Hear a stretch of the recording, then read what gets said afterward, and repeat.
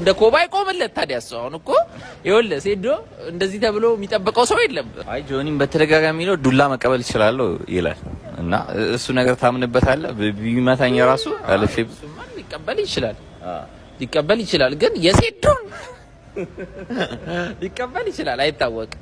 ሴዶ ቆንጆ ፐንች ላይ መታም ይችላል ግን ቆንጆ አርጎ አስተካክሎ እንደ ኮባይ ቆመለት ታዲያስ አሁን እኮ ይኸውልህ ሴዶ እንደዚህ ተብሎ የሚጠብቀው ሰው የለም። ገብቷል? ስለዚህ አይ ዶንት ቲንክ ጥሩ ፐንች ካገኘው ግን እኔ እንጃ አይመስለኝም የሚቋቋመው አይመስለኝም። ግን አያገኘውም ነው ፖይንቱ እኮ ኮባ አይደለም ወይ ብሎኬት አይደለም እሱ ስራው ምንድነው? አራ ዛሬ ጥያቄዎቻችሁ ምችት ነው ያለኝ። ቀደም የሰራው ቪዲዮ አይታችኋላ። ዩናኒመስ ዲሲሽን ምን ማለት ነው፣ ማጆሪቲ ዲሲሽን ምን ማለት ነው፣ ስፕሊት ዲሲሽን ምን ማለት ነው ብያቸዋለሁ። ከዛ ሶስቱ ዳኛ የተለያየ ውጤት ቢሰጥስ፣ ለምሳሌ የመጀመሪያው ዳኛ ለጆኒ ቢሰጥ፣ ሁለተኛው ዳኛ ለሴዶ ቢሰጥ፣ ሶስተኛው ዳኛ ደግሞ አቻ ቢሰጥ ውጤቱ እንዴት ነው የሚሆነው ነው። ውጤቱ አቻ ነው የሚሆነው። አቻ ግን ሶስት አይነት አለ ድጋሚ ማለት ነው። ዩናኒመስ ድሮ አለ፣ ማጆሪቲ ድሮ አለ፣ ከነገና ደግሞ ስፕሊት ድሮ አለ። ይሄኛው ስፕሊት ድሮ ነው። አንዱ ለጆኒ፣ አንዱ ለሴዶ፣ አንዱ ደግሞ ኒውትራል ሆኖ አቻ ከሰጠ ይሄ ስፕሊት ድሮ ይባላል። ተሰንጥቋል ማለት ነው። ዳኞቹ ተቃራኒ ሆነው ነጥብ ሰጥተዋል። እንደዛ ከሆነ ስፕሊት ድሮ እንላለን። ማጆሪቲ ድሮ ደግሞ ሁለቱ ዳኞች አቻ ሰጥተው አንደኛው ዳኛ ደግሞ ለፋይተር ኤክስ ወይ ለፋይተር ዋይ የሚሰጥ ከሆነ ማጆሪቲ ድሮ ነው የሚባለው። ምክንያቱም ከሶስቱ ሁለቱ ዳኞች አቻን የሰጡት which means የበላይ ይሆናል ማለት ነው። ማጆሪቲ ድሮ ብለን በሱ ውጤት ደግሞ ይሰጣል። ሶስተኛው ደግሞ ዩናኒመስ ድሮ ደግሞ የምንለው ሶስቱም ዳኞች አቻ ነው ብለው አንዱንም ፋይተር የማይመርጡ ከሆነ እሱ በሙሉ ብልጫ በሙሉ ድምጽ አቻ ተብሎ የሚሰየም። ስለዚህ ሶስት የአቻ አይነቶች አሉ በተመሳሳይ ሁኔታ ማለት ነው። ትዝ ካላችሁ አንከላይቭ እኮ ከአሌክስ ፔሬራ ፋይት በፊት ታይትል ፋይት አድርጎ ነበር ከያን ብልሃዊች ጋር። አሁን አንከላይቭ እና ያን ብልሃዊች ያረጉት ፋይት ስፕሊት ድሮ ነበረ። አንዱ ዳኛ ለአንክ ሰጥቶታል፣ አንዱ ዳኛ ለያን ብልሃዊች ሰጥቶታል፣ አንደኛው ደግሞ አቻን የሰጠው ማለት ነው። እንደገና ያና አሌክሳ ግራሱና ቫሌንቲና ሼቭቼንኮን ጨዋታም እንደዛ ነበረ። ማጆሪቲ ድሮ ደግሞ የነ ውድሊ ምናምን ፋይት ድሮ አይ ቲንክ ካልተሳሳትኩኝ እሱም አቻ የነበረው አንዱ ለውድሊ ተሰጥቶ ሁለቱ ደግሞ ድሮ አርገው አቻ አርገው ዳኞቹ ሰይመዋል ማለት ነው። ከዛ ሌላም ኤግዛምፕል ደግሞ አለ ዩናኒመስ ድሮ የተሰጠበት ግን በጣም ሬር ነው። የኤፍሲ ላይ ድሮ አቻ የመፈጠር ቻንሱ ማለት ነው። ዩናኒመስ ድሮ ደግሞ ጭራሽ በጣም ሬር የሆነ ኦኬዥን ነው። ሶስቱም ዳኞች እኩል ናቸው ብሎ የሚሰጡበት ኦኬዥን በጣም ጥቂት ነው እና የአቻ ራሱ ሶስት አይነት አለ ነው የምላችሁና ኪፕ አፕ ዘ ኩዌስችን ተመችቶኛል። ጥያቄዎቹን አምጡ እንግዲህ። ዱላው ጠንካራ ነው ብለህ ታስባለህ? ግን ይሴዶ ካሳረፈበት አው እጁን አላየውም እንዴ? ቆስሏል እኮ አንተ አሁን እኔን ቢመታኝ አስበው እኔ ለምን ለጥ ነው ማለት አረ ሴዶማ ፎርስ ያለው ይመስለኛል። ግን ሲመታውላ እንትሉ ያለው አይመስለኝም። ስኪሉ ይሄ ፐንች የማረግ ስኪል አለው አይደል? ሁሉም ነገር ስኪል የለውም። ፎርሱና ጉልበቱን ያለ ልክ እንደ ንቃተ ህሊና ማለት ነው። እንደ ንቃተ ህሊና ከንቃትና ከሴዶስ እኔ ሴዶ ይመስለኛል። ሴዶ የሚሻል ይመስላል። ሁለቱም ፎርሰሮች ስለዚህ እሺ ግራፕሊንግ ብናወጣው በቃ የዱላና የቡጢ ብቻ ቢሆን አይ እንደዛማ ሴዶ የመሆን ቻንሱ ከፍተኛ ነው። ጆኒም እኮ ምን ፐንች የማረግ እንትሉ አለው ብዬ አላስብም። ሊኖረው ይችላል አላውቅም። አይ እንደዛማ ማለት አይቻልም። ኧረ እንደዛ የተባሉ ሰዎች እኮ ተሸወዱ በንቃተ ህሊና ሲያዩት ልጁ ምናምን በቃ የሆነ ቀይ ድንቡሽ ሲሆንባቸው ፋይት ማድረግ ይችላል። እንደዛ ብለህ ማሰብ የለብህም።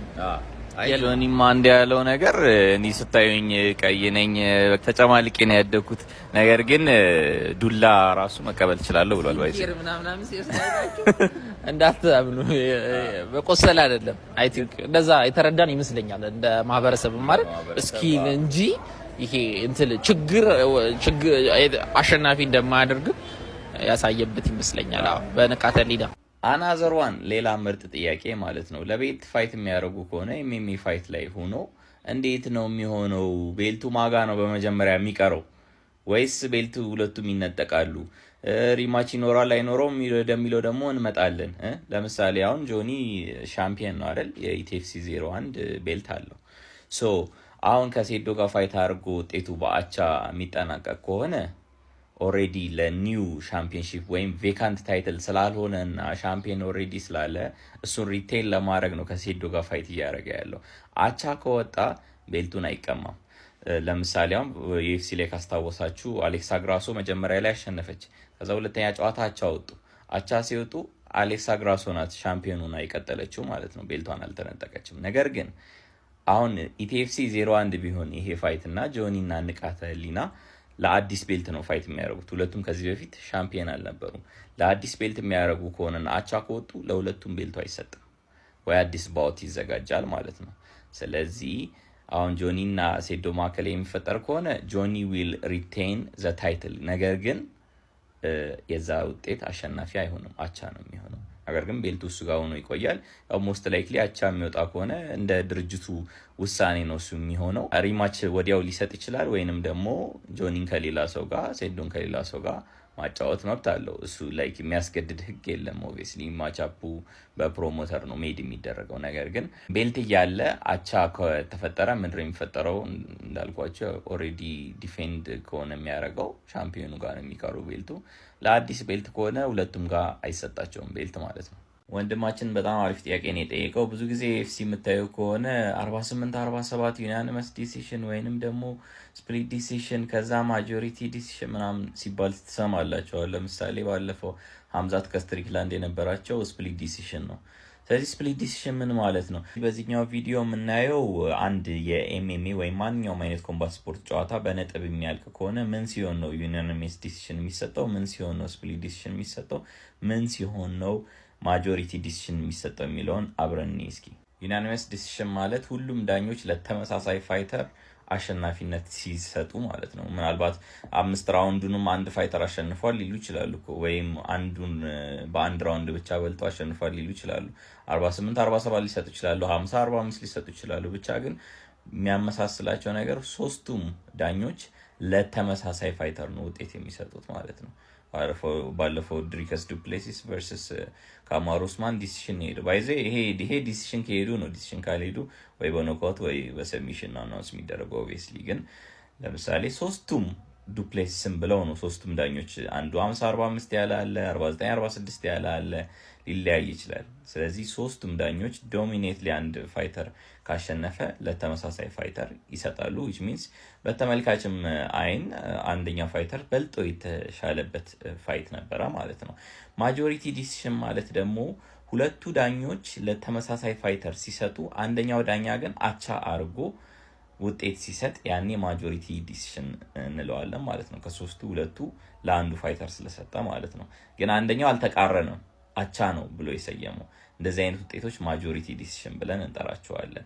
ከዛ በኋላ ስፕሊት ዲሲሽን ማለት ደግሞ ሁለቱ ዳኞች ለተመሳሳይ ፋይተር ሰጥተው አንዱ ዳኛ ደግሞ ለተቃራኒው ፋይተር ውጤት ሲሰጥ ያኔ ቅራኔ ሲኖር ስፕሊት ዲሲሽን እንለዋለን ማለት ነው። ባለፈው አሁን ስትሪክላንድ ከሀምዛት የነበራቸው ፋይት ላይ ሁለቱ ዳኞች ለስትሪክላንድ የሰጡት፣ አንዱ ዳኛ ደግሞ ለሀምዛ ቺማይቭ አሸንፏል ብሎ ነው ያሰበው ማለት ነው። እና ነጥቦቹ በስንትም ራውንድ ምናምን ቢሆን ማተር አያደርግም። ባይዞ ነጥቡ ተደምሮ ተቀንሶ ምናምን ሳይሆን የአንድ ዳኛ ውጤት እንደ አሴ ሆል ኢንቲቲ ነው የሚቆጠረው።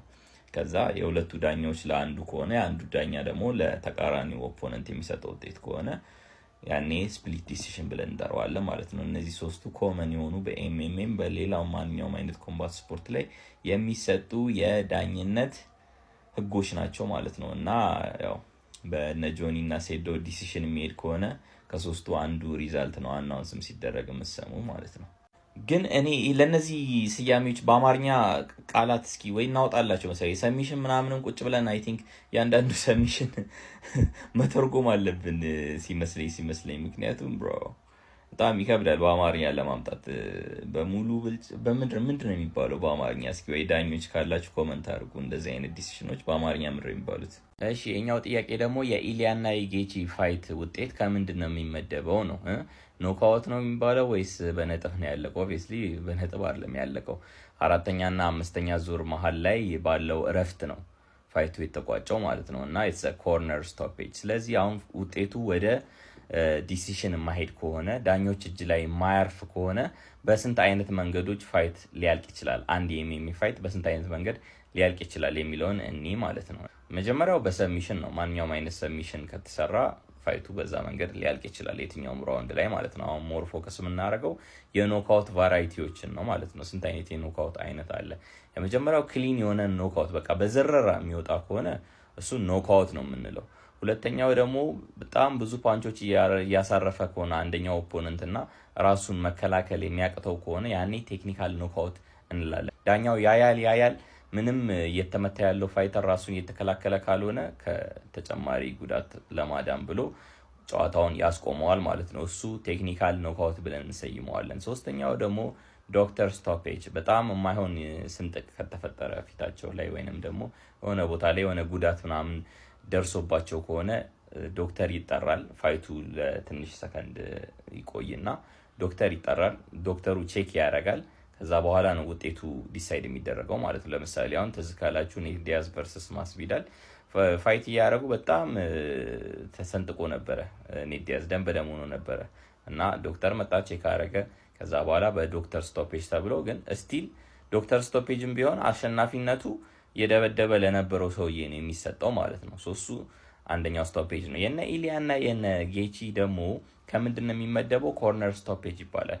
ተዝካላት ያው ኮምባት ስፖርት በደንብ የምትከታተሉ ከሆነ ነጭ ታውል ይወረወራል አይደል? ነጭ ምንድን ነው የሚባለው በአማርኛ? የሚወረወር ነጭ ጨርቅ ይወረወራል። ይሄ ማለት ከሱ ሳይሆን የሱ ኮርነር ወይ አሰልጣኞቹ ኮርነር ላይ የሚሆኑት ኮቾቹ በቃ ከዚህ በላይ ጉዳት ማስተናገድ የለበትም አይሆንም ብለው ፋይተሩ እንኳን ባይፈልግ ኮርነሮቹ ነጭ ታውል ከወረወሩ ወይንም ደግሞ መቆም አለበት ብለው እነሱ በኢንቢትዊን ራውንድ ከወሰኑ ያ ፋይት በዛ መንገድ ይቆማል ማለት ነው። እና የኢሊያ ወንድም ነው ያንን ውሳኔ ፋይቱ መቆም አለበት ከዚህ በላይ ጉዳት መውሰድ የለበትም ኢሊያ ብሎ የወሰነለት የኢሊያ ወንድም አሌክሳንድር ቱፖሪያ ነው። እንግዲህ እንደሱ አይነት ስቶፔጆች ደግሞ ስቲል ባይዘ ይሄ የቴክኒካል ኖክአውት ዝርያ ነው። ስለዚህ ቴክኒካል ኖክአውት እንዳልኳችሁ ዳኛውም የሚያስቆመውም ቴክኒካል ኖክአውት ነው የሚባለው፣ ዶክተሩም የሚያስቆመውም ቴክኒካል ኖክአውት ነው የሚባለው፣ ኮርነሩም የሚያስቆመውም ቴክኒካል ኖክአውት ነው የሚባለው። አራተኛ ደግሞ በአፍ በቀኝ የምትለው አለ ወይንም ደግሞ መሬት ላይ ታፕ የምታደርገው አለ። በቃ አሁን ለምሳሌ ጆርጅ ሴንት ፒየር አብዛኛው ሰው እንደ ጎት ብሎ የሚያስበው ፋይተር ከማትሴራ ጋር የነበረው ፋይት ላይ አምናት ዲስሪጋርድ ያረኩት አይደለም። ሰከንድ ለኔ ሰከንድ ግሬተስት ፋይተር ኦፍ ኦል ታይም ነው። ነገር ግን ማትሴራ እየደበደበው እያለ በቃ በቃኝ ብሎ ታፕ አድርጎ ነበር። እሱ ደግሞ ሰሚሽን የሚባለው ባይዘ ሰሚሽን ቱ ስትራይክስ ለቡጢም ሰሚሽን አለ፣ ሌላ የሰሚሽን ዝርያ ማለት ነው። እና በአፍ በቃኝ የምትል ከሆነ ወይንም ታፕ የምታረግ ከሆነ እየተደበደብክ ማለት ነው፣ በሰሚሽን ሳይሆን በቡጢ በዱላ በቃኝ የምትል ከሆነ ግራውንድ ኤንድ ፓውንድ ሊሆን ይችላል። ወይም ቆሞ አይኩዊት ካልክ በቃኝ ካልክ ያኔ የሚቆመው ደግሞ ሰሚሽን ቱ ስትራይክ ተብሎ ይሰየማል ማለት ነው። ስለዚህ ወደ ዳኛ ከመድረሱ በፊት በእነዚህ መንገዶች አንድ የኤምኤምኤ ፋይት ውጤቱ ሊታወቅ ይችላል ማለት ነው። ወይንም ደግሞ እንደዚህ ተብሎ አናውንስ ሊደረግ ይችላል። እና ቴንኪዩ። ሌላ ጥያቄ ጨምሩ። ዛሬ ያው ቤት ውስጥ ቁጭ ብዬ ነው ያለሁት።